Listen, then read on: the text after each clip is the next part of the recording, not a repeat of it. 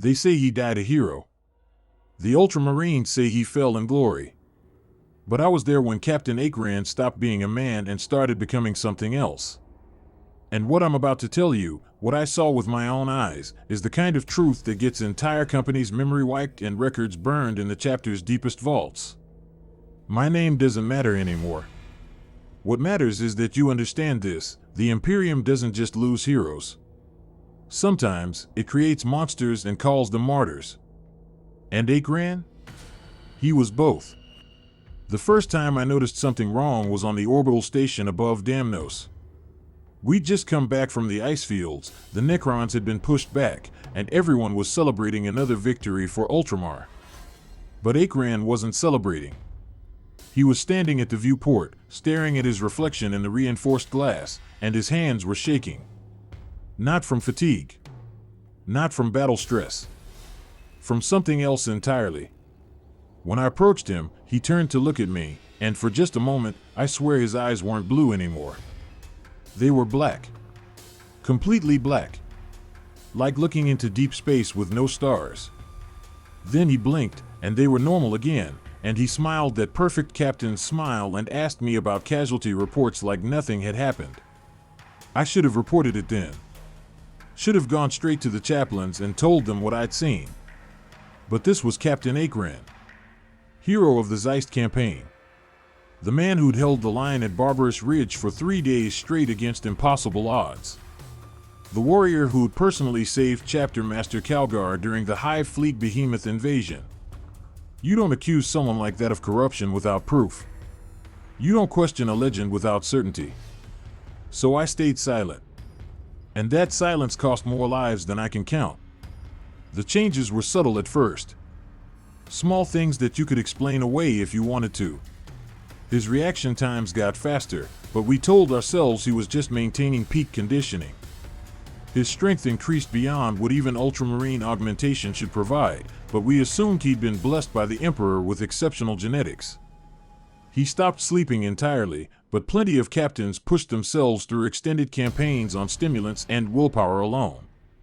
He began spending hours in the chapel after everyone else had left, whispering prayers in languages that didn't sound like High Gothic or any Imperial dialect anyone recognized.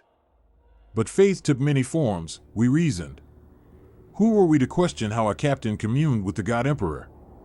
The real problem started on the planet Nemesis Tessera. It was supposed to be a simple compliance action. A world that had fallen out of contact during the Age of Apostasy and needed to be brought back into the Imperium's fold. Initial reports suggested minimal resistance, maybe some local defense forces armed with stubbers and improvised explosives, nothing that would require more than a show of force and some stern negotiations. We deployed with a single company, Acheran's third company, expecting to spend a few weeks securing population centers and re-establishing Imperial authority before moving on to more pressing conflicts. We should have known better. Nothing in this galaxy is ever simple. The cities were empty when we arrived. Not abandoned. Empty. The buildings were intact, power still running through the grid, food still on tables in the hab blocks, but every single human being had vanished. 3 billion people, gone without a trace. No bodies, no signs of struggle, no evidence of evacuation. Just silence that pressed against your eardrums like physical weight. Acheran ordered a full planetary sweep, deploying squads to every major population center while he took a team to investigate the capital's central administratum building. That's where he found the chamber. The rest of us didn't learn about it until much later, until the survivors were debriefed and the truth started leaking out in bits and pieces that the chapter tried desperately to suppress. The chamber was deep underground, carved from living rock in a style that predated human settlement of the planet by thousands of years. The walls were covered in symbols that hurt to look at directly, that seemed to shift and writhe when viewed peripherally, that left after images burned into your retinas in colors that shouldn't exist. At the center of the chamber stood an altar, and on that altar lay something that might have once been human but had been transformed into something else through processes too horrible to describe. Acheran should have called for immediate extraction. Should have sealed the chamber and requested inquisitorial support. Should have done anything except what he actually did. He approached the altar alone. dismissed his squad to secure the perimeter, and he touched the thing that lay there. Brother Helveticus was the one who saw it happen. He disobeyed orders and followed Acheran into the chamber, worried about his captain entering such an obviously corrupted space without backup. He watched from the shadows as Acheran placed his hand on the altar's surface, watched as energy flowed from the corrupted artifact into Acheran's body, watched as the captain's back arched and his mouth opened in a silent scream that went on and on and on. He watched as Acheran's armor cracked and reformed, as his body swelled and contracted, as something ancient and terrible pushed itself into the space where a loyal ultramarine captain used to be. When it was over, when Acheran finally straightened and turned to leave the chamber, Helveticus said his face was the same, his voice was the same, everything about him appeared normal. Except his shadow. His shadow was wrong. It moved independently, reaching toward the walls with tendrils that had no source in Acheran's actual form. It had eyes. Dozens of them, blinking in sequences that suggested intelligence and malice. Helveticus ran. He made it back to the squad's rhino transport and tried to report what he'd seen over the Vox, but before he could finish, Acheran emerged from the administratum building looking completely normal, and suddenly Helveticus couldn't remember why he'd been so frightened. The memory was there, but distant, like something he'd dreamed rather than experienced. He filed it away in his mind as exhaustion or atmospheric contamination and said nothing. The company spent 3 more days on Nemesis Tessera, searching for the missing population, finding nothing except more empty cities and more underground chambers filled with artifacts that predated human civilization. Acheran led every expedition personally, entering each corrupted space alone, emerging hours later looking tired but otherwise unchanged. And each time he did, the company's casualties started mounting. Not from enemy action. There was no enemy. Just accidents that shouldn't have happened.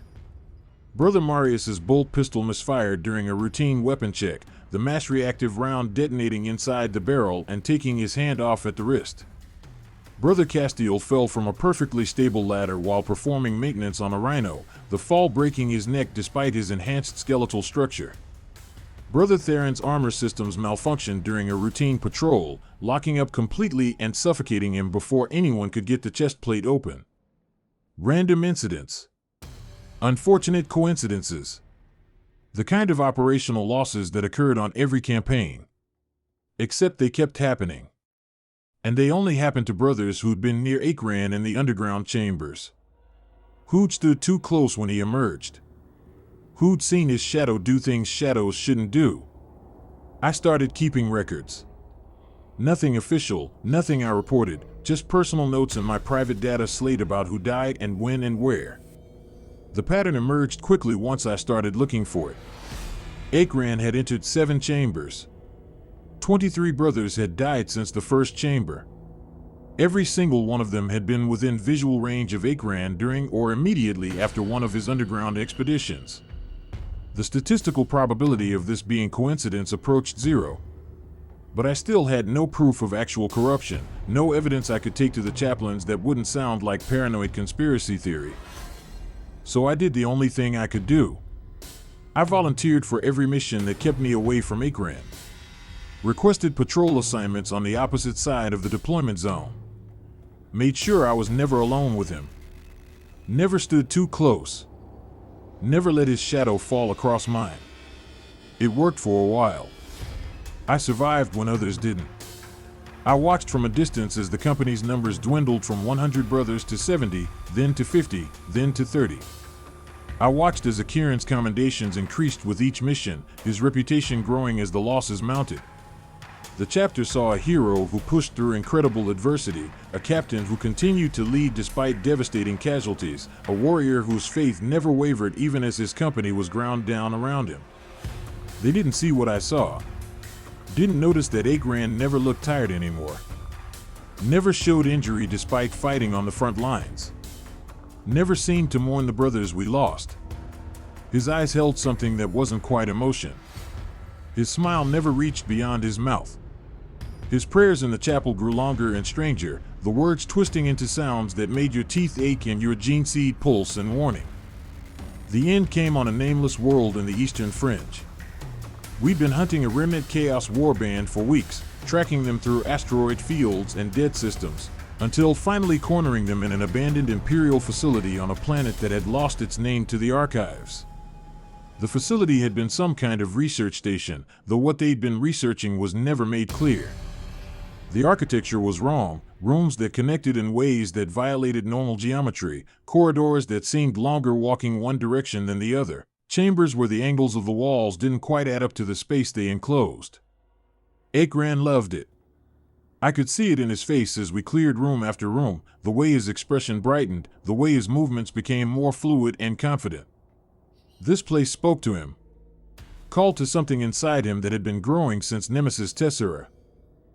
We found the Chaos Warband in the facility's core, a converted shrine room where they'd been conducting rituals around a device of obvious Xenos origin. They were weak, exhausted from weeks of running, down to maybe 30 fighters from an original force of 200. We should have crushed them in minutes. Should have swept through their position with overwhelming force and minimal casualties. Instead, Acheran ordered us to hold position. He walked into the shrine room alone, his bolter holstered, his hands empty and open. I watched from the corridor entrance. Watched as the Chaos Marines raised their weapons and took aim. Watched as Acheran kept walking, kept approaching, kept moving forward like he was greeting old friends rather than facing sworn enemies. And then I watched as the Chaos Marines lowered their weapons. One by one, they knelt before Acheran, their corrupted armor creaking as they bent knee to an ultramarine captain, their voices rising in a chant that made my gene seed burn inside my chest like acid. Acheran reached the Xenos device, the same kind of artifact he'd found on Nemesis Tessera, the same corrupted technology that had been in every underground chamber. He placed both hands on its surface, and the facility screamed. Not a sound exactly, but a vibration that resonated in bones and organs, that made reality itself shudder and flex. The walls began to weep. Black liquid running from the stone like blood from a wound. The air became thick and hard to breathe. The shadows grew teeth. And Acheran transformed. His armor split like old skin, falling away to reveal something underneath that wore his shape but was not him. Not anymore. His body stretched and elongated, proportions shifting in ways that suggested his skeleton had become optional. His skin took on a texture like oil on water, reflecting light in colors that had no names. His face remained recognizable, but wrong, like a mask worn by something that had studied humans but never quite understood what made them human. And his shadow. His shadow grew vast and terrible, spreading across the walls and ceiling, filled with eyes and mouths and appendages that reached toward us with unmistakable hunger. The remaining brothers of Third Company opened fire. 30 bolters unleashing mass reactive rounds at point-blank range, thousands of rounds per minute hammering into the thing that had been Captain Acheran. The round struck home, detonated on impact, tore through flesh and scattered blood and bone fragments across the shrine room. But the damage didn't matter. The wounds sealed as quickly as they formed, new flesh flowing like water to fill the gaps, the creature's regeneration operating on principles that bypassed biology entirely. It wasn't healing. It was simply refusing to acknowledge damage as relevant. When the bolters ran dry, when the last magazine had been emptied and silence fell across the shrine room, the thing that wore Acheran's face smiled at us. And then it began to kill. I ran. I'm not proud of it, but I'm alive because of it, and that has to count for something. I ran through the twisted corridors while my brothers died behind me, their screams echoing through the facility in ways that suggested the building itself was amplifying their suffering. I ran while the Chaos Marines laughed and the Xenos device pulsed with energy that made reality crack around its edges. I ran until I reached the landing pad where our Thunderhawk waited, its pilot already powering up the engines because he'd heard the screaming on the Vox and knew that whatever was happening, extraction was needed immediately. I was the only survivor. 30 brothers entered that facility. One came out. The pilot tried to contact Chapter Command, tried to explain what had happened, but I stopped him.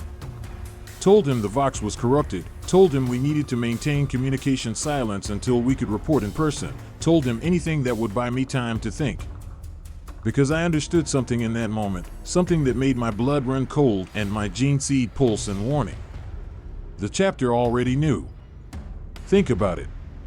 Acheran had been changing for months. The casualties had been mounting for months. The signs had been obvious to anyone paying attention. But there had been no investigation, no chaplain interventions, no apothecary examinations. Acheran had been promoted, commended, held up as an example of ultramarine excellence. The chapter had protected him, had hidden what was happening, had sacrificed entire squads to maintain the illusion that everything was fine. Why? What could possibly justify allowing corruption to spread unchecked through a company of space marines? What benefit could the chapter gain from harboring something that was clearly tainted by Xeno's influence or chaos or something worse? The answer came to me during the flight back to our strike cruiser. During the hours I spent alone in the troop compartment, going over everything I'd seen, every strange incident, every impossible occurrence. Acheran hadn't been corrupted by the artifacts. The artifacts had recognized something that was already inside him. Something that had been placed there deliberately. The Ultramarines are the Emperor's finest. The exemplars of what Space Marines should be. The template from which all other chapters draw their gene seed and their traditions. But nobody talks about how that perfection was achieved. Nobody questions why Robert Gilliman's gene seed is so stable when every other Primarch's legacy carries flaws and mutations. Nobody asks what price was paid for that stability. What if the perfection wasn't natural? What if it required alterations that went beyond what the Emperor intended? What if the Ultramarines had discovered something during the Crusade, some technology or some forbidden knowledge that allowed them to enhance their gene seed in ways that other chapters couldn't? And what if that enhancement came with costs that only manifested in certain individuals under certain conditions? Acheran had been an experiment, a test case. The chapter had implanted him with modified gene seed, something that carried additional elements beyond standard ultramarine genetics, and they'd been monitoring him to see what would happen. Seeing how far the enhancements could push a Space Marine's capabilities before the side effects became unmanageable. The underground chambers on Nemesis Tessera hadn't corrupted him. They'd activated something that was already present, had triggered a transformation that the chapter had been anticipating. And when he'd become unstable, when the experiment had clearly failed, they'd sent him to that facility in the Eastern Fringe knowing exactly what would happen. Knowing he would transform fully. Knowing his entire company would be lost. Because the data was worth it. The knowledge gained from watching him change was worth 30 Space Marine lives. Worth the sacrifice of an entire company. Worth the risk of whatever that thing in the shrine room might become. I reported to the strike cruiser's captain as soon as we docked. Told him everything, showed him my records, explained my conclusions. He listened without interruption, his face carved from stone, his eyes revealing nothing. When I finished, he thanked me for my diligence and ordered me to quarters to rest and recover from my ordeal. I thought I'd done the right thing. Thought I'd exposed the corruption and saved the chapter from further compromise. 3 hours later, the chaplains came for me. They were gentle about it, almost apologetic, but firm. I was placed in an isolation cell pending evaluation for potential exposure to mimetic hazards and cognitohazardous influences. My data slate was confiscated. My records were deleted. My testimony was classified under seals that would never be opened. I spent 6 months in that cell, 6 months of daily interrogations and psychological conditioning and chemical treatments that blurred memory and certainty. They never admitted I was right. Never confirmed my conclusions. Never explained what had really happened to Captain Acheran or why. They simply erased my certainty, replaced my memories with officially approved versions, and eventually released me back to active duty with a new assignment far from the Eastern Fringe and far from anyone who'd known me before. But they couldn't erase everything. Couldn't quite remove all the memories or all the understanding. They made me doubt myself, made me question what I'd seen, but they couldn't make me forget entirely. And in the years since, I've picked up fragments of information that suggest I wasn't wrong. Other captains who exhibited similar symptoms. Other companies that suffered unusual casualties before being quietly disbanded. Other facilities on forgotten worlds where Space Marines entered alone and emerged changed. The pattern is there if you know how to look for it, if you're willing to risk everything to pursue truth that the chapter desperately wants buried. Acheran wasn't unique. He was just one iteration in a program that's been running for centuries, maybe since the heresy itself, maybe longer. The Ultramarines maintain their perfection through constant experimentation, through pushing the boundaries of what Gene Seed can do, through sacrificing individuals to gain knowledge that benefits the chapter as a whole. I'm telling you this now because I'm dying. Not from injury or age or any enemy's weapon. From something growing inside me. Something that feels remarkably like the changes I documented in Acheran all those years ago. The enhanced reflexes. The increased strength. The inability to sleep. The whispers in languages I don't recognize. They chose me for the program after all. My investigation, my questions, my refusal to accept official explanations marked me as someone who might survive what Acheran couldn't. Someone who might be strong enough to control the modifications rather than be consumed by them. And maybe they're right. Maybe I will be the success where he was the failure. Maybe I'll keep my mind and my soul intact while gaining capabilities that push me beyond normal Space Marine limitations. Or maybe I'll end up like him, transformed into something that wears Ultramarine colors but serves purposes that have nothing to do with the Emperor's vision. Either way, the chapter wins. Either they get a weapon more effective than any standard Space Marine, or they get more data on how the modifications fail, information they can use to refine the next iteration. This is what it means to be Ultramarine. This is what lies beneath the perfection and the glory and the unwavering loyalty. We are test subjects in an experiment that never ends, weapons being refined through processes that would be called heresy if anyone outside the chapter understood what was being done. We pride ourselves on following the Codex Astartes, on embodying everything a Space Marine should be, on representing the Imperium's highest ideals. But our perfection is built on secrets that would shatter the Imperium if they were ever revealed. On modifications that blur the line between enhancement and corruption. On sacrifices made in silence by brothers who never understood what was being done to them. Acheran deserved better. He was a hero, genuinely, before the modifications took hold. He'd saved lives, led with wisdom and courage, earned his rank through merit and dedication. He didn't choose to become what he became. Didn't volunteer for transformation. Was simply selected by chapter leadership who saw potential and decided his life was worth spending to gain knowledge. His name still appears in the chapter's records as a captain who fell in battle against Chaos forces. His deeds are commemorated. His sacrifice is honored.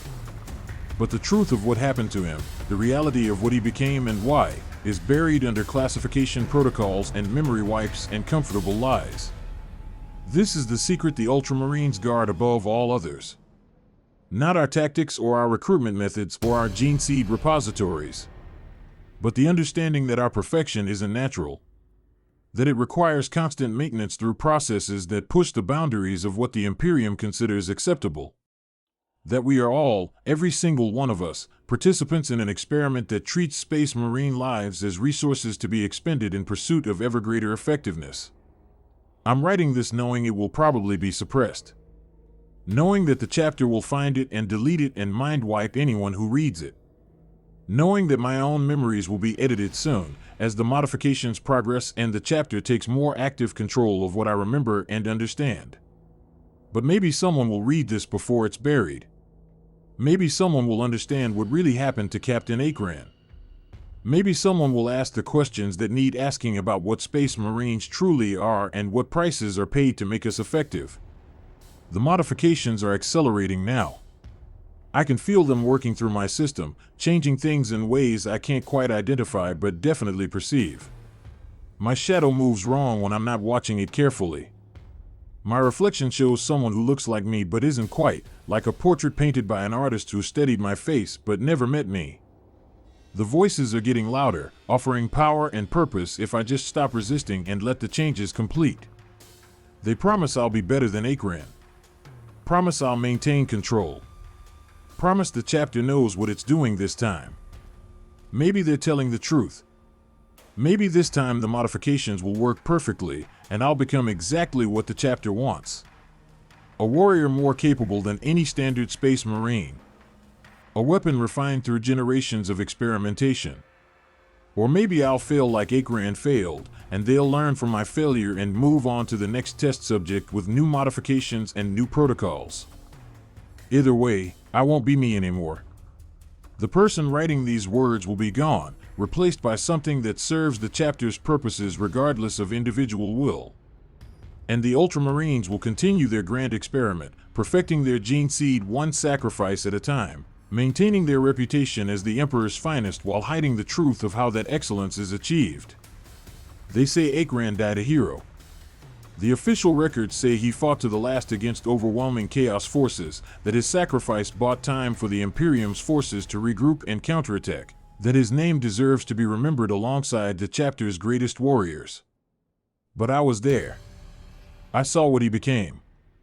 I watched him transform from loyal space marine into something that wore humanity like a disguise and served purposes that had nothing to do with the Emperor or the Imperium or any cause we claimed to fight for. And I know that my fate will be recorded the same way. That when I finally change completely, when the modifications finish their work and I become whatever the chapter designed me to become, my name will be added to the same lists. My service will be commemorated. My sacrifice will be honored. And the truth will be buried so deep that nobody will ever find it. This is what happened to Captain Acheran. This is what's happening to me. This is what happens to every Ultramarine who gets selected for enhancement beyond what the official records acknowledge. We are the price of perfection. The cost that nobody mentions. The secret that ensures the Ultramarines remain the Emperor's finest by any means necessary. The shadow is moving again, reaching toward me with appendages that emerge from angles that shouldn't exist. The modifications are nearly complete. Soon I'll be what they designed me to be, and these memories will be locked away where I can't access them, where they can't interfere with my function as a weapon. But for now, in this moment, I'm still human enough to understand what's being lost. I am Brother Tacitus of the Ultramarines. I served with honor before the modifications began. I tried to expose the truth when I discovered it. And now I'm becoming something else. Something that will wear my name and my armor and my memories, but won't be me in any way that matters. Remember Acheran. Remember what was done to him. Remember that perfection always has a price, and sometimes that price is measured in souls rather than lives. The Ultramarines are the Emperor's finest. But nobody asks how we stay that way. Nobody questions what we sacrifice to maintain our reputation. Nobody wonders what happens to the brothers who excel too much, who show too much potential, who get selected for programs that don't officially exist. Now you know. Now you understand. And now I have to go. The chaplains are coming. The modifications are complete. Time to become what they made me to be. Time to serve the chapter's true purpose. Time to stop being Brother Tacitus and start being something that has no name and needs none. They say Acheran died a hero. But he didn't die at all. He just stopped being human. And soon, I'll join him in whatever space exists between loyalty and transformation. Between service and sacrifice. Between Space Marine and something else entirely. This is the truth they buried. This is what really happened. This is the price the Ultramarines pay to remain perfect. Remember us. Remember what we were before we became weapons. Remember that every commendation hides a cost, and every hero's death might be something else entirely. The Emperor protects. But sometimes, protection requires monsters. And the Ultramarines have been making monsters for a very, very long time.